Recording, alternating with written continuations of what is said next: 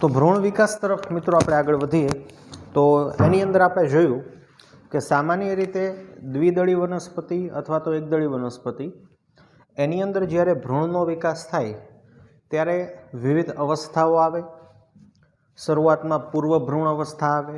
કોને પૂર્વ ભ્રૂણ અવસ્થા કહેવાય? આપણે જોઈ ગયા કે અગ્રસ્થ કોષ અને તલસ્થ કોષ આ બંનેનું કોષ વિભાજન થઈને જે શરૂઆતમાં 4 કોષીય અવસ્થા બને છે તો એને પૂર્વ ભ્રૂણ અવસ્થા કહેવાય.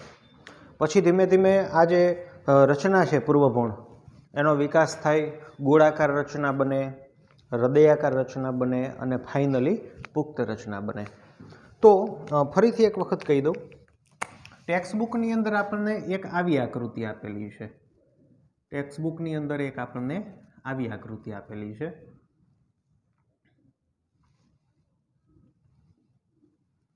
આમ ઊંધી કે આ ઓલો તળિયાનો કોષ હતો, આ નિલંબ હતું, આ ભ્રૂણ છે ને બંને ભ્રૂણધરી છે. ઉપરાંત ઘણી વખત આવી પણ આકૃતિઓ આપેલી છે કે આ તલસ્થ કોષ, આ નિલંબનો કોષ, આ ભ્રૂણ અને બેય બાજુએ જેને કહેવાય આપણને બીજપત્રો દર્શાવેલા છે. તો મારી જે શરૂઆતની અથવા લાસ્ટ લેક્ચરમાં જે આપણે આકૃતિ જોઈ હતી કે આ ભ્રૂણ અને એની એક બાજુ આમ, તો આ બધું એક જ રચના છે. આ ઊંધી દર્શાવી છે, આમાં બે બાજુ એક સાઈડ જ બીજપત્ર દર્શાવેલા છે, મેં આમ દર્શાવ્યું છે. એટલે આમાં કોઈ વસ્તુ અલગ નથી, બધી જ વસ્તુ સાચી છે. આકૃતિ જે છે એ અલગ અલગ સ્વરૂપે આપણને દર્શાવેલી છે. તો આપણે આગળ વધીએ બીજની રચનાની અંદર અથવા ભ્રૂણ રચનાની અંદર.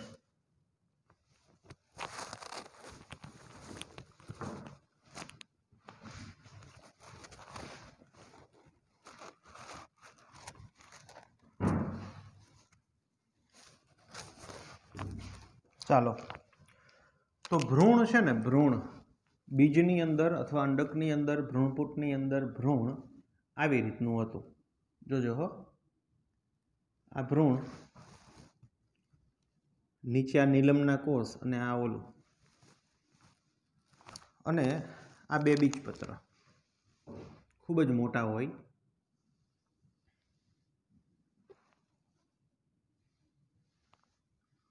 આ બે બીજપત્ર. હવે મેં તમને કીધું હતું કે આ જે પાર્ટ્સ છે ને એને ભ્રૂણધરી કહેવાય. ચાલો, તો હવે ભ્રૂણધરીને સહેજ વધુ સમજીએ ડિટેલમાં. હવે ધરી એટલે શું? તો ધરી એટલે તમને ખબર, સીધો પાર્ટ હોય એને આપણે ધરી કહેતા હોય. તો હકીકતે ભ્રૂણધરી કોને કહેવાય? તો કે આ જે સીધો અક્ષ છે ને, આ સીધો અક્ષ છે ને આખે આખો, એને ભ્રૂણની ધરી કહેવાય. ભ્રૂણની ધરી, એમાં આ ભાગે આવે ને આ ભાગે આવે, આને ભ્રૂણની ધરી કહેવાય. જોજો. ચાલો, તો આપણે દ્વિદળી બીજની ચર્ચા કરી રહ્યા છીએ અત્યારે. દ્વિદળી વનસ્પતિના બીજ અથવા તો એના ભ્રૂણની અંદર શું હોય તે. તો મુખ્યત્વે આપણે ભ્રૂણનું જોવાનું છે, તો અત્યારે ભ્રૂણની ચર્ચા કરીએ. તો દ્વિદળી વનસ્પતિનું જે ભ્રૂણ છે તે બે માંસલ બીજપત્ર ધરાવે. બે બીજપત્ર ધરાવે.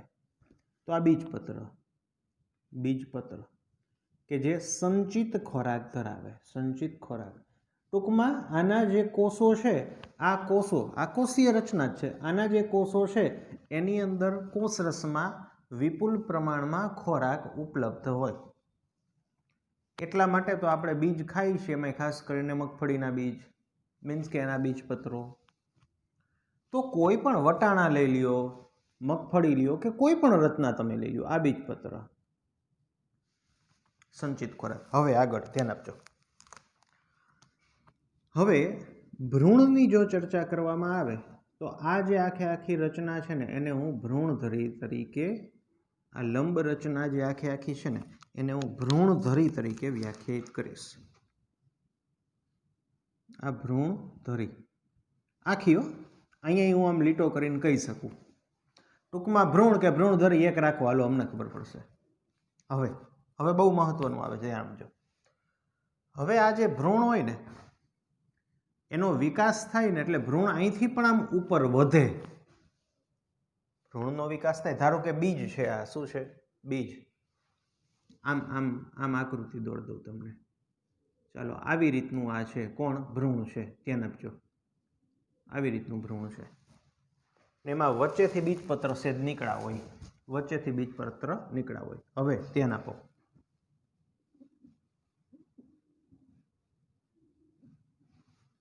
જોજો આ બીજપત્ર હોય ને એનાથી ઉપરનો જે આ ભ્રૂણનો વિસ્તાર હોય ને જોજો બીજપત્રથી ઉપરનો ભ્રૂણનો વિસ્તાર અથવા હું આમ પણ લખી શકું ભ્રૂણધરીનો વિસ્તાર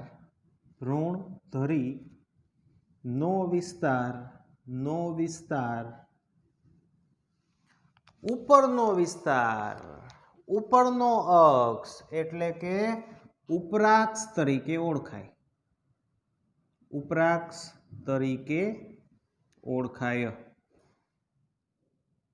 આ ઉપરાક્ષ ટૂંકમાં ભ્રૂણની અંદર જે આ બીજપત્રો જે સ્થાને હોય તે સ્થાનથી ઉપરનો વિસ્તાર હોય ને ભ્રૂણનો કે ભ્રૂણધરીનો તેને ઉપરાક્ષ કહેવાય તો બહુ સિમ્પલ છે કે બીજપત્રથી નીચેનો ભ્રૂણનો વિસ્તાર અથવા તો ભ્રૂણધરીનો વિસ્તાર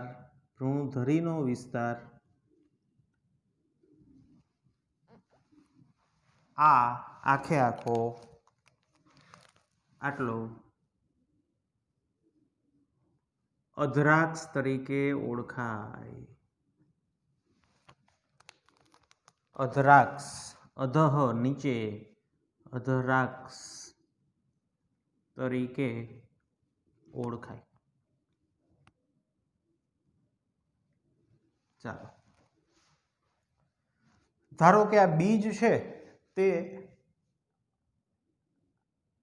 પરિપક્વ અથવા તો પૂર્ણ કક્ષાનું બની ગયું હવે આપણને ખબર છે કે વનસ્પતિમાં ફલન બાદ બીજ બની જાય પછી બીજ છે એ શુષ્ક બને મીન્સ કે સીધું એમાંથી વનસ્પતિ ન ઉગે પહેલાં ફળ જે છે એ પરિપક્વ થાય એ ફળનો ઉપયોગ થાય ખાવામાં ઉપયોગ થાય પછી આ દરમિયાન બીજ વધે આ બીજ કુદરતી રીતે પાછા જમીનમાં પડે પાછું જે બીજ છે એ સક્રિય બને અને ફાઇનલી પાછું ભ્રૂણ સક્રિય બને એટલે જ્યારે બીજ પાછું સક્રિય બનશે ત્યારે જે આ વિસ્તાર હોય ને એના કોષો છે એનું કોષ વિભાજન થશે અને આમાંથી શું બનશે તો કે આમાંથી પ્રરોહ તંત્રનો વિકાસ થશે આ જે ઉપરાક્ષ તરીકે જે ઓળખાય છે એમાંથી શું બનશે પ્રરોહ તંત્ર બને એટલે કે પ્રકાંડ પર્ણ મીન્સ કે જમીનથી ઉપરનો જે વનસ્પતિનો પાર્ટ છે તે આખો બને એટલે આ જે વિસ્તાર છે ને અત્યારે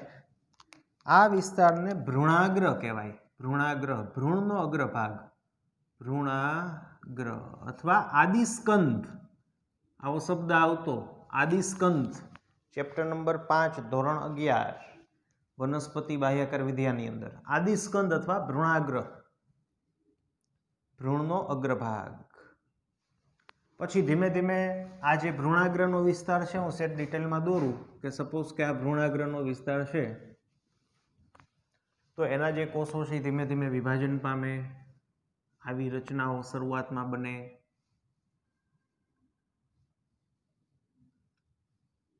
પછી આ ભાગ હજી ધીમે ધીમે આગળ વધે પછી આવી જે રચનાઓ છે ધીમે ધીમે પર્ણમાં પરિણમે જ્યારે બીજાંકુરણ થાય ત્યારે ઉપર જે બીજમાંથી જે આમ દાંડું આમ બહાર આવે ને જેને આપણે ફણગો ફૂટ્યો એ આ બહાર આવે આમ બહાર નીકળે પછી આ જે વિસ્તારો એમાં નાની નાની સૂક્ષ્મ કલિકાઓ હોય આવી જેને લીફ પ્રિમોર્ડિયા પર્ણપ્રદાય તરીકે ઓળખવામાં આવે છે પર્ણપ્રદાય આ છે ભ્રૂણાગ્ર આવી નાની નાની રચનાઓ પર્ણપ્રદાય તરીકે ઓળખવામાં આવે છે આ પણ પર્ણપ્રદાય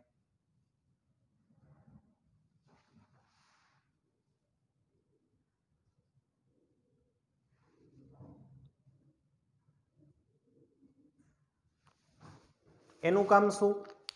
તો કે પર્ણપ્રદાય છે ને એના કોષો, પર્ણપ્રદાયના કોષો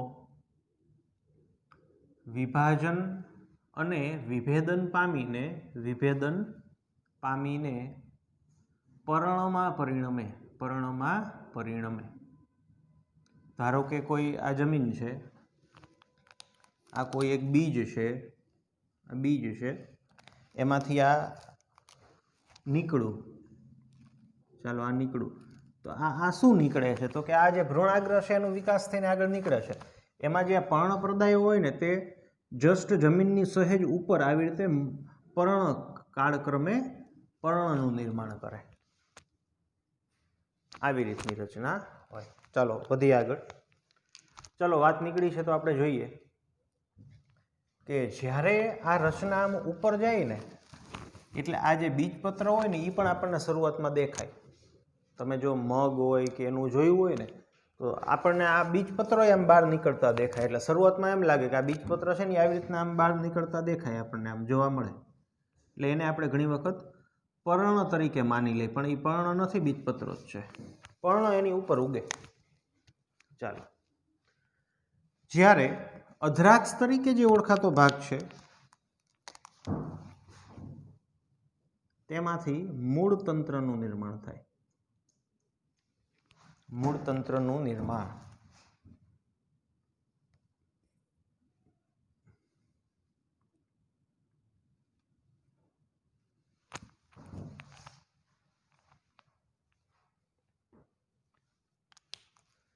તો એનો જે નીચેનો ટોચનો ભાગ છે તો એને હું ભ્રૂણ મૂળ તરીકે ઓળખીશ.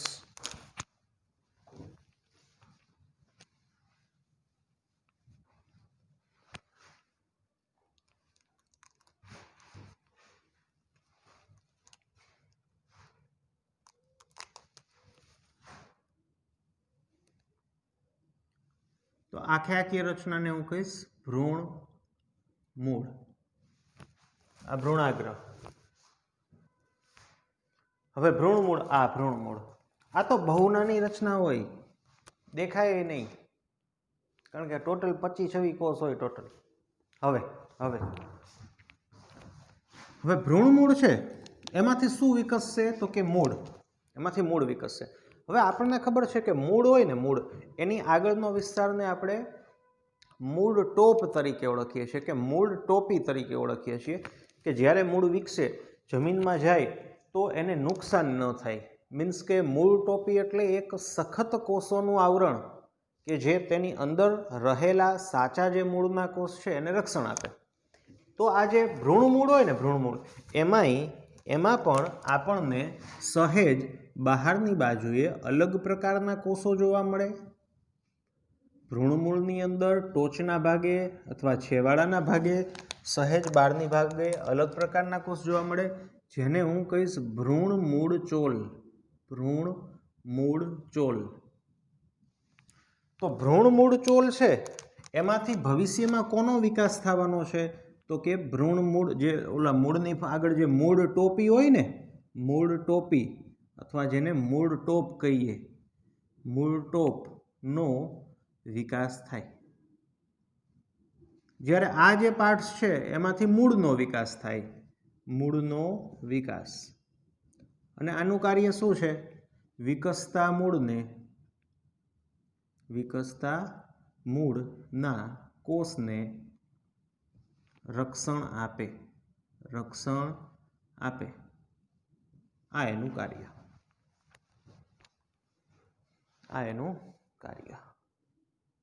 ચાલો, એવી જ રીતે આ જે ભ્રૂણનો અગ્રભાગ છે ને એ પણ શરૂઆતમાં બીજ તો જમીનમાં જોવાનું છે.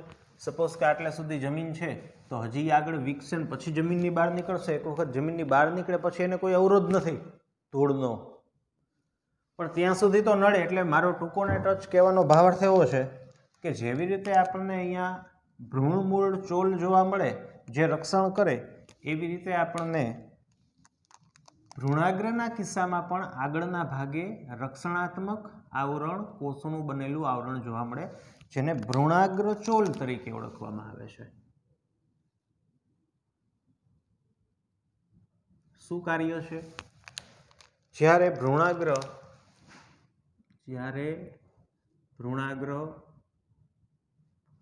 જમીનની બહાર વિકાસ દરમિયાન નીકળે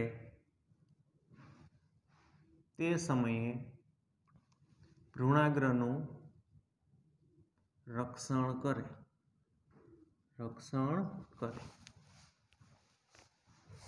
આ એનું કાર્ય. ચાલો, તો અધ્રાક્ષ ઉપરાક્ષમાંથી કોનો વિકાસ થાય? અધ્રાક્ષમાંથી કોનો વિકાસ થાય? સિમ્પલ. વચ્ચેનું આખું આને ભ્રૂણધરી કહેવાય. હવે તો આ દ્વિદળી વનસ્પતિ છે એની અંદર 2 બીજપત્ર હોય. દ્વિદળી વનસ્પતિમાં 2 બીજપત્ર. બાકી અધ્રાક્ષ છે, ઉપરાક્ષ છે, તો એ બધી કોમન વસ્તુ છે. કોની અંદર? તો કે એકદળી વનસ્પતિ હોય કે દ્વિદળી વનસ્પતિ. હવે આપણે આગળ જોઈએ. ચાલો ધ્યાન આપો.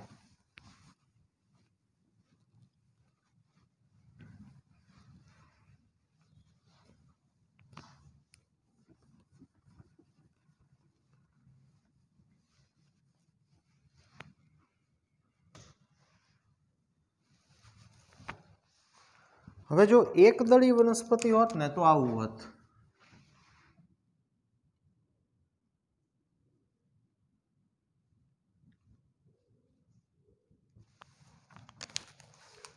એકદળી વનસ્પતિ હોત ને તો આવું હોત.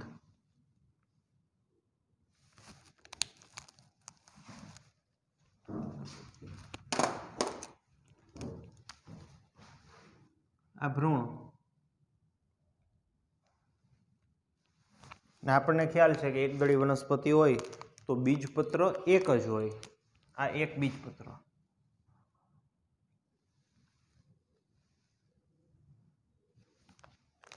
આ એક બીજપત્ર. ચાલો ધ્યાન આપો. આ ભ્રૂણ. પરંતુ એકદળી વનસ્પતિના બીજપત્રને વરુથિકા પણ કહેવાય. વરુથિકા.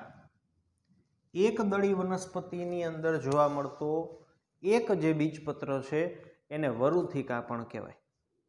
હવે જે આ વરુથિકા છે ને એની જે ગોઠવણી એ કેવી હોય એ હું તમને કહું. આવી ન હોય. આ તો ખાલી એમને સમજાવવા માટેની વાત છે.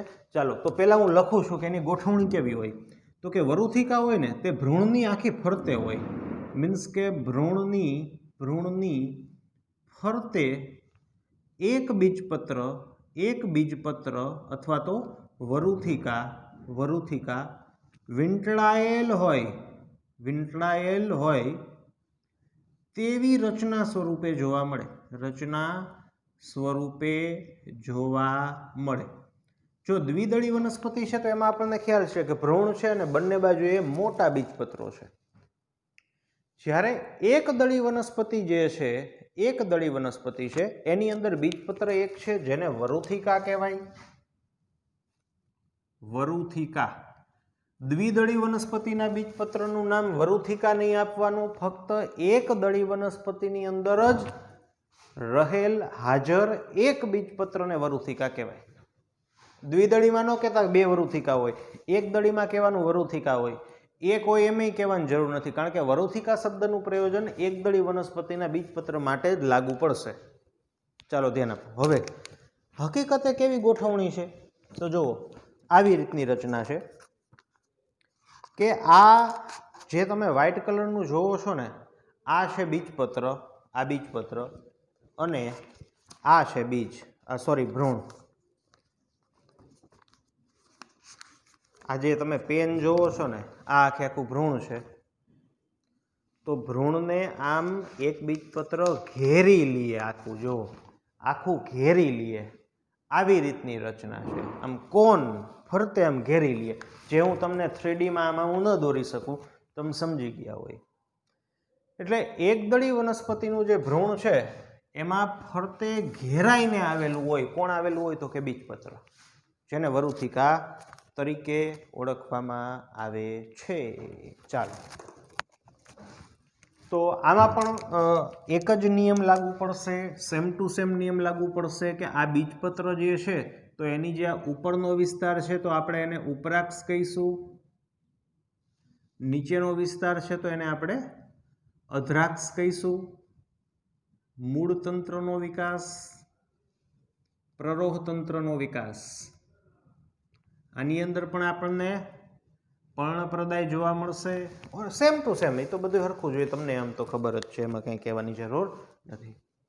તો આ વસ્તુ ખાલી એક મગજમાં રાખવાની છે. ઉપરાક્ષ, અધરાક્ષ, શેમાંથી કોનો વિકાસ, ભ્રૂણ ધરી કોને કહેવાય, ભ્રૂણાગ્ર ચોલ કોને કહેવાય, ભ્રૂણાગ્ર શું છે, ભ્રૂણ મૂળ શું છે, ભ્રૂણ મૂળ ચોલ કોને કહેવાય, અને વરુથિકાની રચના કેવી છે એકદળી વનસ્પતિમાં તે. ચાલો વધી આગળ.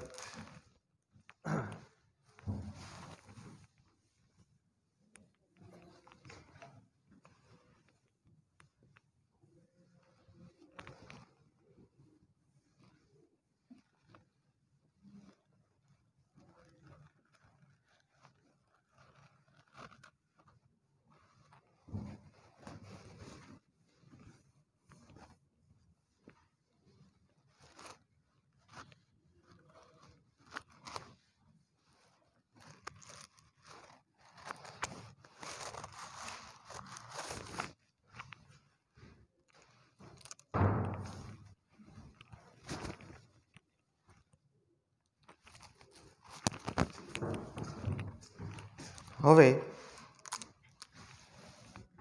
જો દ્વિદળી વનસ્પતિ હોય, દ્વિદળી વનસ્પતિ હોય તો એનું જે બીજ છે,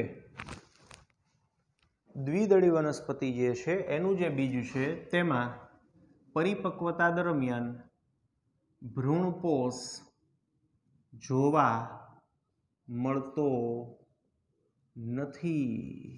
ભ્રૂણપોષ જોવા મળતો નથી એટલે એનું જે અંડક છે ને એ આવી રીતે વિકાસ પામશે. જોજો,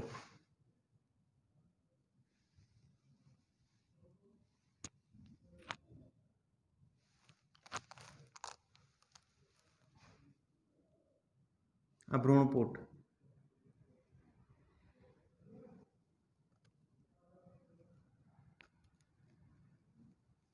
રેડી. તો શરૂઆતમાં અહીંયા ફલન થયું હોય, આ ફલિતાન ટુ એન કોષ છે જેનો ધીમે ધીમે વિકાસ થાય. રેડી, મીન્સ કે આ ભ્રૂણ બનશે પ્લસ દ્વિદળી બીજ છે એટલે આપણને બે બીજપત્ર જોવા મળશે. બીજપત્ર,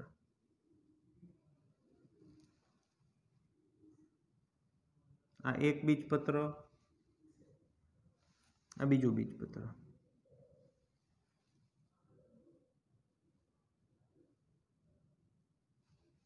તો આ ભ્રૂણ, આ બીજપત્ર 1, બીજપત્ર 2, અને જેને તમે આ અંડક આવરણ કહેતા ને, અંડક આવરણ, આ અંડક આવરણ હવે શેમાં કન્વર્ટ થશે તો કે અંડક આવરણ ઇઝ ઇક્વલ ટુ બીજાવરણ. બીજાવરણ, બીજનું આવરણ, બીજની ફરતે જોવા મળતું આવરણ. ચાલો, અંડક આવરણની સંખ્યા કેટલી હોય? એક હોય કે બે હોય? જો અંડક આવરણ ની સંખ્યા એક હોય તો તે વનસ્પતિની અંદર બીજાવરણ ની સંખ્યા પણ એક હોય. જો અંડક આવરણની સંખ્યા બે હોય તો બીજ આવરણની સંખ્યા પણ બે હોય. સિમ્પલ. તમે કોઈ પણ બીજ હોય એ ફળની અંદર એક આવી રચના વડે જોડાયેલું હોય તો આ જરાયું અંડક છે આખું બીજમાં કન્વર્ટ થાય, અંડક જરાયું થ્રુ ચોંટાયેલું હોય બીજાશય સાથે તો આ ઈ એટલે આ જરાયું. ચાલો, આને શું કહેવાય? અંડક છિદ્ર.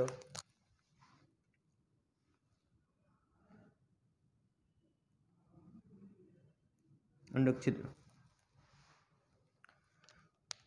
જે પરિપક્વતાએ બીજ નિર્માણ દરમિયાન, જો અંડક આવરણ કેવા હોય, નરમ હોય, અંડક આવરણ નરમ હોય, પણ પરિપક્વતાએ બીજાવરણ દરમિયાન કેવા થઈ ગયા હોય, સખત થઈ જાય. અંડક છિદ્ર શું છે? એક છિદ્ર છે જેના થ્રુ પરાગનલિકા અંદર પ્રવેશવાનું હોય. પણ બીજ નિર્માણ દરમિયાન હવે અંડક છિદ્રને આપણે બીજ છિદ્ર તરીકે ઓળખીશું. બીજ છિદ્ર, કોઈ પણ બીજ હોય ને એમાં એક નાનું અમથું છિદ્ર હોય, દેખાય એટલે દેખાય પણ આમ ડિફિકલ્ટ, બીદોડી કાચથી જોવું પડે મોટે ભાગે, કે જેના થ્રુ, જેને કહેવાય કે આપણે કેમ કોઈ પણ વસ્તુ, ધારો કે ચણા હોય ને પાણીમાં પલાળી તો એ ફૂલાઈ જાય. શું કામ? પાણી અંદર પ્રવેશે. અથવા તો આ જે છિદ્ર હોય ને એ બીજની અંદર પાણીનો પ્રવેશ, ઓક્સિજનનો પ્રવેશ, કે કોઈ પોષક દ્રવ્યના પ્રવેશ, કે કોઈ રસાયણના પ્રવેશ માટે જવાબદાર હોય. મીન્સ કે દ્વાર છે, બીજની અંદર પ્રવેશવાનું દ્વાર, બીજ છિદ્ર. હવે આ કોની દિવાલ સાથે ચોટેલું હોય? તો કે બીજાશય. બીજાશયની દિવાલ. બીજાશયની દિવાલ. તો બીજાશયની દિવાલ શેમાં કન્વર્ટ થાય? ફલાવરણમાં. ફળનું આવરણ. સફરજન નહીં પણ કેરી, તો એનું જે છાલ છે તો એ બીજાશયની દિવાલ કહેવાય, કે જે પહેલાં બીજાશયની દિવાલ હતી હવે ફલાવરણમાં કન્વર્ટ થઈ. કે કોઈ પણ ફળની છાલ, જેને હકીકતે ફલાવરણ કહેવાય બાયોલોજીની ભાષામાં, તે પહેલાં શું હતું? ભૂતપૂર્વ તરીકે શું હતું? તો કે બીજાશયની દિવાલ. જો એક દળીનું બીજ હોત ને, એક દળીનું બીજ હોત તો શું ડિફરન્સ હોત તમને ખબર છે? કે સપોઝ કે આ છે બીજાશયની દિવાલ, બીજાશયની દિવાલ, તો એ ફલાવરણની દિવાલ.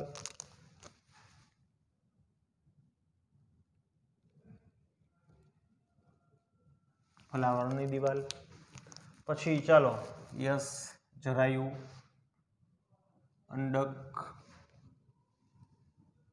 અંડક, પછી અંદરની બાજુએ ભ્રૂણપુટ દોરશું.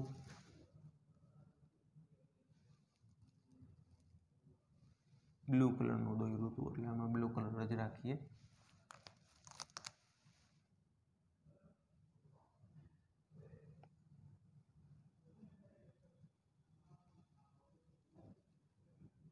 ધીસ ઇઝ ભ્રૂણપુટ. ધ્યાન આપજો. આ અંડકોષ છે. અંડકોષનું ફલન થઈ ગયું છે. અંડકોષનું ફલન થઈ ગયું છે, એનું કોષ વિભાજન વિભેદન થાય છે, ભ્રૂણનો વિકાસ થાય છે. તો આ ભ્રૂણ બને છે. ધ્યાન આપજો, એક દળી વનસ્પતિનું બીજ છે, આ ભ્રૂણ બની રહ્યું છે. બાકીનો આ વિસ્તાર છે તે ભ્રૂણકોષ તરીકે ઓળખાય છે.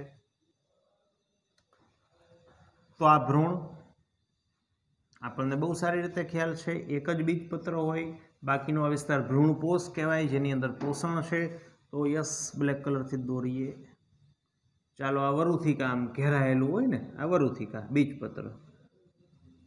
તો ડિફરન્સ શું છે? તો કે એક દળી વનસ્પતિ છે તો એની અંદર આપણને ભ્રૂણપોષ પરિપક્વતાએ પણ જોવા મળે. ભ્રૂણપોષ જોવા મળે છે. બધો જ ભ્રૂણપોષ વપરાતો નથી. અને એ નથી વપરાતો ને એ જ માનવ જાત માટે કે અન્ય પ્રાણી જાત માટે બહુ સારી વાત છે.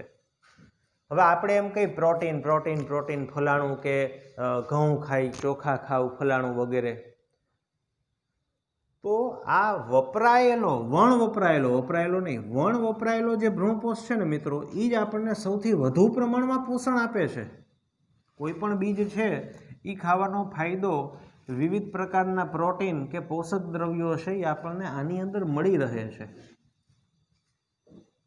આમાં ભ્રૂણપોષ નથી, જો આમાં ભ્રૂણપોષ જોવા મળે. આટલો ડિફરન્સ છે.